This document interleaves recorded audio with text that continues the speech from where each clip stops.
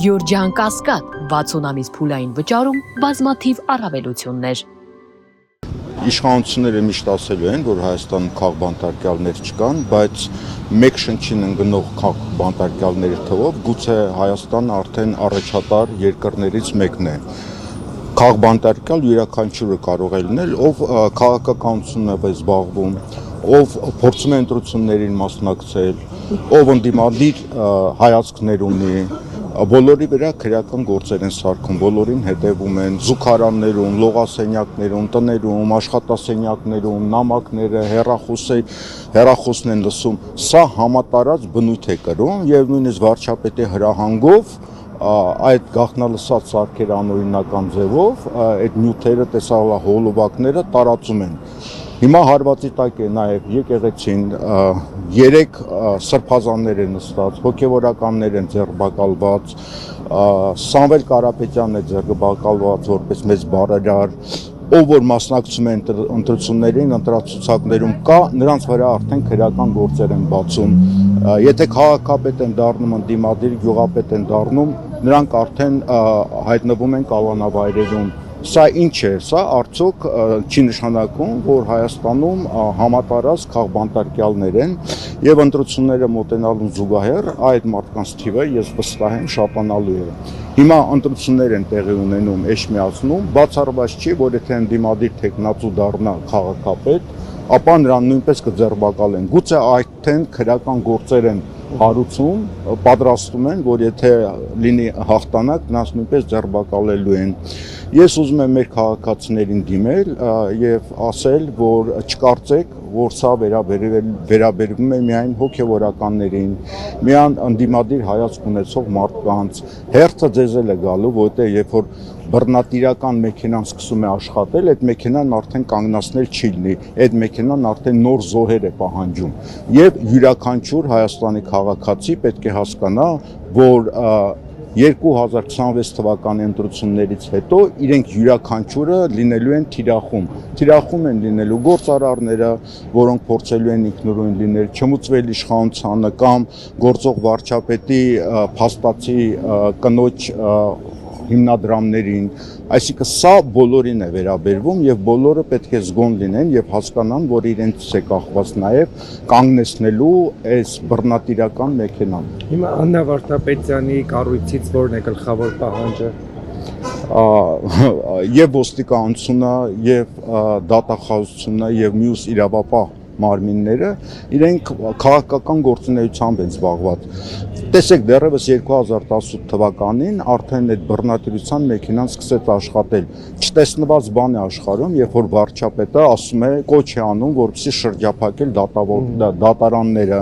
շրջափակում են, դատավորներին ծեծում են, որից հետո ասում են պետք է դատարանները այն վճիռները կայացնեն, որը ժողովուրդն է պահանջում։ Ասենք մի քանի տասնյակ մարդ շրջափակում են դատարանները եւ դատարանները ժողովրդի պահանջը պետք է կատարեն։ Սա բռնատիրություն չէ, իհարկե բռնատիրություն է։ Երբ որ սահմանադրական դատարանի կազմն են անօրինական ձևով փոխում, երբ որ վարչապետը ասում էր այսինչ մարդկանց ասֆալտին պարկացրեք 2 ժամից հետո սոցցանցերում լուսանկարները դրվեն եւ իրավապահ համակարգը սա իրականացնում էր։ Այ 2018 թվականից սկսած մենք քայլերով եկել ենք արդեն իսկական բռնատիրական համակարգի ենք հասել։ Պարոն Դանիելյան, ինչի է եվրոպական կառույցները մարդու դրոշակակիր կառույցները ինչու են լռում։ Նախորդ իշխանությունների ժամանակ եթե մի կատվի կողքով մի անհարմար դիրքով շուն անցներ զեկույցներ էին կազմում։ Հարցը այն էր, թե զոհերը ովքեր են։ Փաստորեն սա քաղաքական համակարգ է եւ ժողովրդավարությունը քաղաքական գաղափարախոսություն է։ Եթե քո մարդկանց են ձերբակալում անօրինական ձևով, քո աշխարհաքաղաքական շահերը ներկայացնողները, ապա բնականաբար աղմուկ է բարձրացվում։ Եթե հակառակորդները ճակերտներով ոչ քո ռեժիմը ներկայացնող նրանց դեմ պայքարողներին են ձերբակալում, բնականաբար լռություն է տիրում։ Հիմա Հայաստանում հալածվում է եկեղեցին։ Միացյալ Նահանգներում մի նախագահ է եկել, որը հայտարարում ասում է, գիտեք ինչ, Նիգերիայում քրիստոնյաներին բան են անում, բռնաճնշումներ են անում, մենք պետքա քրիստոնյա համայնքը փրկենք։ Բայց Հայաստանում, որ 1700 տարվա եկեղեցի են բռնաճնշման ենթարկվում, եկեղեցիներ են բռնագրավում, ոստիկաններով շրջափակած, այդ լռում է, այդ ժողովրդավարական կոչվող աշխարհը լռում է։ Սա ակնհայտ է, որ ժողովրդավարությունը դա քաղաքական գաղափարախոսություն է աշխարհաքաղաքական ազդեցություն տարածելու համար։ Հիմա լուծումը ինչպիսին է, ինչ լուծում եք տեսնում։ Ոչ միայն այս հարցում ստեղծված իրավիճակի շուրջ։ Լուծումը միակն է։ Մենք ոչ մի տեղից որևէ օգնություն չենք կարող ստանալ եւ սխալ է մտածել, որ որևէ երկրից մեզ կարող են գալ։ Երբ որ խոսում ենք այն մասին, որ Հայաստան ինքնիշխան սուվերեն երկիր է, սուվերենություն նշանակում է, որ իշխանությունը պատկանում է ժողովրդին։ Եվ եթե Հայաստանի քաղաքացիները իրենց իրավունքները չկարողանան պաշտպանել, մեզ ոչ ոք չի կարող օգնել։ Հայաստանի քաղաքացիները պետք է հասկանան, որ պետություն դա նշանակում է օրենք, դա նշանակում է իրավունք, եւ եթե մենք ուզում ենք ունենալ պետություն, չկորցնել այդ պետությունը, լինել ինքնիշխան, ապա Հայաստանի յուրաքանչյուր քաղաքացի պետք է հասկանա ինքնիշխանությունը սկսվում է օրինականությունից եւ այս բռնաճնշումները, անօրինականությունները, որոնք տեղի են ունենում, դա հարվածում է առաջերտին մեր ինքնիշխանությունը։ Լուծումը ո՞րն է։ Լուծումը հայ ժողովրդի մտածողությունն է, հայ ժողովրդի կամքն է, հայ ժողովրդի գիտակցությունն է։ Եվ ես հույս ունեմ, որ այս ամենը տեսնելով Հայաստանի քաղաքացիները կկարողանան անել ճիշտ եզրակացություն։ Նշեցիք եկեղեցու վրա հարձակման մասին, այսօր Նիկոլ Փաշինյանը նշեց, որ կաթողիկոս չկա, Մայրաթորը չունի կաթողիկոս։ Ինչ կասեք այս մասով, երբ որ նա խառնվել է արդեն եկեղեցու գործերում ու նման հայտարարություններ է արել, եւ նշեցիք, որ արդեն հասարակությունը պետք է եզրակացություն անի, ասում ինչ պետք է անի հասարակությունը, երբ որ իր խոսքի իրավունքը վտանգված է, հիմա տեսնում ենք բանտարկյալներ, քաղբանտարկյալներ, որոնք իրենց խոսքի համար են հայտնվել։ Երբ որ այս գործող իշխանության կողմնակիցները,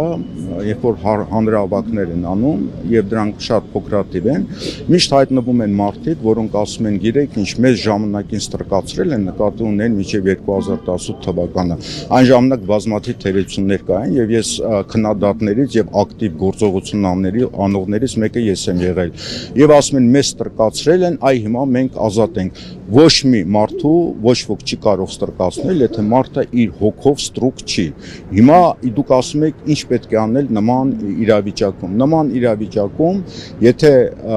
մեր քաղաքացիները լինեն գիտակից, կանգնեն եկեղեցի կողքին, գնալ եկեղեցի, երբ որ տեսնում են հարձակումները տեղի ունենում, չգնալ այն պատարակներին, որոնք անօրինական են, ապա ես վստահ եմ, որ գործող իշխանությունը ետ քայլ կանի, որովհետև իրենց ամբողջ հույսը պոպուլիզմն է եւ մարդկանց ուղեղների լվանալն է։ Եթե դա իրենց մոտ չի ստացվում, իրենք ետ քայլ են անելու։ Այսինքն ամեն ինչ կախված է մեր քաղաքացիների կամքից եւ պահվածքից։